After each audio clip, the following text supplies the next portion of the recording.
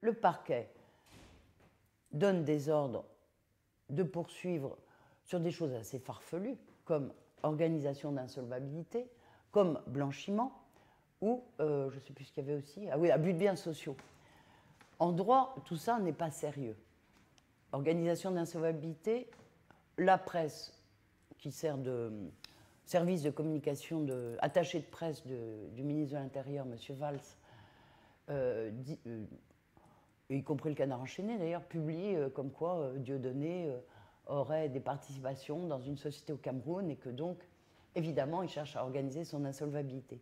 Bon, ce à quoi je réponds, je ne vois pas du tout où est l'interdiction de faire des investissements à l'étranger, s'il y en a eu. Blanchiment, on pense à l'argent de la drogue, mais blanchiment, c'est quoi? C'est soit utiliser des moyens d'origine illicite, par exemple l'argent venant du trafic de drogue, soit, dans un cas de fraude fiscale, avoir dissimulé des sommes qui auraient dû être taxées par le fisc. Mais on n'en est pas là. On ne peut absolument pas parler de ça, étant donné qu'il n'y a même pas de... enfin, il y a un contrôle fiscal, oui, qui a été ordonné par les plus hautes autorités, mais il n'y a pas de redressement, il n'y a pas d'infraction fiscale. Donc on est quand même dans un système pire que le lynchage, hein, parce que le lynchage médiatique, c'est une spécialité de la France, mais c'est pire parce que c'est le lynchage judiciaire, c'est le lynchage avec l'idée que les opinions publiques vont se monter la tête avec tous les gens qui ont des problèmes d'argent. On vient dire, vous vous rendez compte, en plus chez lui on a trouvé de très importantes sommes en espèces. Alors là aussi, ma réponse c'est quoi? C'est que c'est purement et simplement un vol. Parce qu'à la base, pour qu'il y ait une perquisition, comme ça a été le cas, dans le cadre d'une enquête préliminaire, puisqu'il n'y a pas de procédure judiciaire, je rappelle, il y a une enquête décidée par l'exécutif, une enquête préliminaire. On ne peut pas faire une perquisition chez un particulier ou dans une société ou n'importe où, enfin dans un lieu privé, s'il n'y a pas des poursuites qui permettent éventuellement, en cas d'infraction, une condamnation au minimum de 5 ans d'emprisonnement. Alors, pour faire cette perquisition, ils ont inventé une nouvelle poursuite, mais qui n'est pas une poursuite, puisque c'est une enquête préliminaire, qui est abus de biens sociaux. Et Dieudonné n'est pas mandataire d'une société, et l'abus de biens social, c'est quand un dirigeant de société détourne des fonds qui sont destinés à la société. La question de la vente par le Trésor de la maison. Hein. Ils ont publié, ils doivent 850 000 € au Trésor public. J'aurais dit, je ne sais pas combien de fois, mais écoutez, cette maison a été vendue aux enchères par le Trésor, sur adjudication, sur une hypothèque qu'avait pris le Trésor public. C'est non pas pour des impôts qu'il devait, pas du tout. Cette maison avait été vendue et le Trésor a fait une taxation d'office sur une plus-value, que le Trésor a décidé qu'il y avait une plus-value, puisque normalement, on doit déclarer soi-même la plus-value. Il n'y a pas eu de plus-value, donc il n'y a pas eu de déclaration de plus-value, mais ça fait longtemps que Dieudonné est ciblé par l'État. Donc ils ont décidé que pour l'emmerder, pour parler franchement, ils vont faire une taxation d'office d'une soi-disant plus-value. C'est ça la question. Cette maison est vendue par adjudication. Le prix de l'adjudication couvre au moins les 3/4 du montant taxé d'office de plus-value. Alors, plus-value, pourquoi ça a atteint ce montant-là? Parce qu'ils ont considéré qu'il y avait mauvaise foi, qu'il n'y avait pas eu de déclaration spontanée. Et puis, vous savez, dans ce cas-là, on peut doubler, tripler les montants. C'est un gros bidonnage, cette histoire. J'ai communiqué des documents qui montraient, par exemple, que cette perquisition était complètement illégale, a fortiori la saisie de sommes qui appartiennent à la société Les Productions de la Plume, qui en a besoin pour payer les gens qui travaillent sur les spectacles de Dieudonné. Et que si Noémie Montagne, par exemple, avait passé une frontière avec ces sommes-là, elle n'en avait pas le droit, puisqu'il y a une limitation de 8 000 €. Mais, par contre, venir prendre cette somme sans aucune base légale, c'est purement et simplement du vol. Et c'est du vol qualifié, parce que ça a été fait par des policiers, qui sont donc des fonctionnaires publics. Soi-disant, pour aller recouvrer, pour délivrer un commandement de payer pour les amendes, on envoie des huissiers à 8 h du soir en pleine campagne. Ça, c'est pas sérieux. Et on fait une provocation pour pouvoir faire une première visite dans la maison. Parce que, je vais vous dire, si j'avais été dans ce cas-là, je pense que j'aurais été beaucoup plus violente que Noémie Montagne, qui leur a seulement demandé de partir et de revenir à des heures normales.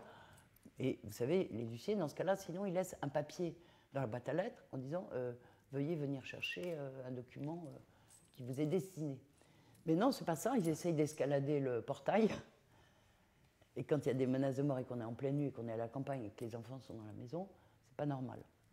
Après, il y a une soi-disant histoire de flashball. Moi, j'en sais rien, j'étais pas là. En garde à vue, entendu toute la nuit. Et puis, ils font une perquisition. Ils ont fait une perquisition. Vous me demandez si on sait quel est le contenu des reproches que pourrait faire l'autorité étatique à Dieudonné Mbala Mbala.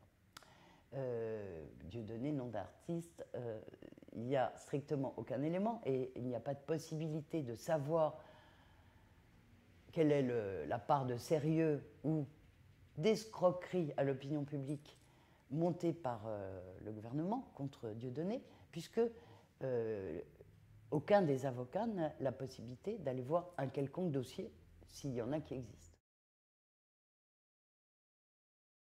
C'est mon confrère Mirabeau qui s'occupe de ces aspects-là et qui a fait cette demande. Pourquoi la mise en examen? C'est que pour consulter un dossier, il faut que la personne soit poursuivie. Si le parquet engageait réellement des poursuites, ce qui n'est pas le cas officiellement jusqu'à présent, dans ce cas-là, il y a le droit d'accès au dossier. Il a aussi demandé la mise en garde à vue, puisque depuis 2 ans, pendant la garde à vue, sur pression de la Cour européenne des droits de l'homme, parce que la France ne veut jamais se mettre aux normes internationales, à savoir le principe du contradictoire et le principe des droits de la défense, l'État français s'en fiche, et c'est uniquement parce que la Cour européenne a condamné la France que les avocats... Mais quand même, la garde à vue ne donne pas tous les droits, c'est-à-dire l'avocat peut être présent, mais on en est encore à se battre pour avoir l'accès au dossier. C'est-à-dire que l'avocat est là, il écoute, il peut éventuellement poser des questions, mais on ne sait pas ce qu'il y a dans le dossier. Jusqu'à ce que quelqu'un puisse faire l'objet d'une procédure contradictoire avec un accès au dossier, je suis outrée de voir que toute la presse française a répété comme des petits chiens les indiscrétions de sources proches du dossier, comme on dit, c'est-à-dire soit les flics, soit directement des gens du parquet, mais on est toujours du côté de l'exécutif. Il n'y a aucun juge indépendant qui s'occupe de ça jusqu'à présent. Je crois que c'est quand même la première fois que, et je vais être très méchante pour les journalistes professionnels, que la presse et les journalistes professionnels des grands médias sont des vrais professionnels, surtout qu'il s'agit des journalistes qui s'occupent des affaires de police ou des affaires judiciaires, répètent ce que dit le gouvernement, parce que c'est le gouvernement qui dit de dire ça, sans même se poser la question.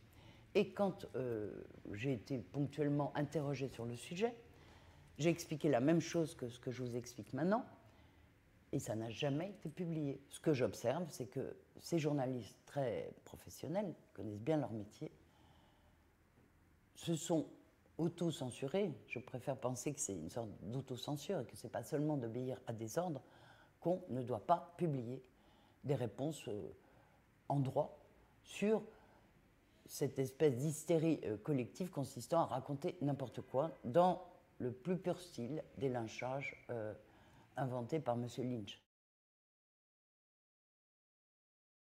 On pourrait reparler de ces violations caricaturales de la présomption d'innocence. Et qui viole la présomption d'innocence, en l'occurrence c'est même pas l'autorité judiciaire, c'est le ministère de l'Intérieur, ce qu'on appelle source proche du dossier. On sait ce que ça veut dire, ce qu'on appelle les enquêteurs, c'est les policiers ou les gendarmes. Je crois plus c'est plus souvent les policiers que les gendarmes, qui ont gardé une vieille psychologie militaire plus rigoureuse, on va dire. Hein. Et le parquet, en premier, et le parquet. Donc des fonctionnaires qui sont ceux qui doivent montrer l'exemple du respect de la loi. Et c'est les premiers qui violent la loi. La violation de la présomption d'innocence, c'est puni par la loi. On sait que le parquet en France reçoit ses ordres du pouvoir exécutif. C'est un sujet qui est souvent débattu devant la Cour européenne des droits de l'homme, qui considère que les magistrats du parquet ne sont pas des magistrats indépendants puisqu'ils exécutent des ordres du pouvoir exécutif. Donc il n'y a pas de séparation des pouvoirs. Vous savez ce que ça veut dire, ne plus donner d'instructions individuelles au parquet, ne pas les écrire. Mais je crois que le téléphone existe, les emails, ça existe, mais encore, email, c'est théoriquement écrit. Enfin, le téléphone, ça existe, les entrevues, vous pouvez passer me voir, là, dans mon bureau, j'ai quelque chose à vous dire. On voit ce dossier, là, vous le faites comme ça. Hein. Non, non, donc c'est, comme d'habitude, d'une très grande hypocrisie. Donc il n'y a plus d'instructions écrites, donc on ne laisse pas de traces. Mais on donne toujours autant d'instructions. Il a dit ça spécifiquement pour Anielka. Et je me suis effectivement posé la question, je n'ai pas vraiment de réponse. Peut-être que Anielka, c'est le règne de l'argent dans le football, je ne sais pas. Que, donc il serait une star qui quand même doit être un peu protégée. C'est un geste qui ne se rattache à aucune infraction, mais qui a été montré du doigt par des gens qui ont un pouvoir tout à fait extraordinaire de persuasion des esprits, en tout cas des journalistes, qui en sont arrivés à croire quelque chose qui n'existait pas, à savoir que la quenelle serait un geste qui, soi-disant, porterait atteinte à l'Holocauste, enfin quelque chose dans ce genre-là. C'est complètement fou. Ça m'est difficile même de répondre en droit, puisque comme on est dans le non-droit complet, on est dans la manipulation des esprits, c'est presque des manières de secte. Vous savez, on arrive à faire croire des choses aux gens qui sont complètement folles, mais parce que, voilà, c'est dans le domaine, on travaille sur leur inconscient, mais on n'est pas du tout dans le domaine du droit. Il n'y a strictement aucune incrimination qui puisse interdire. Alors quand vous voyez que des employeurs s'en sont convaincus au point de licencier des gens dont la photo avait été divulguée, tout le monde est tombé sur la tête. Mais c'est pas drôle parce que quand même, ça fait des vraies victimes.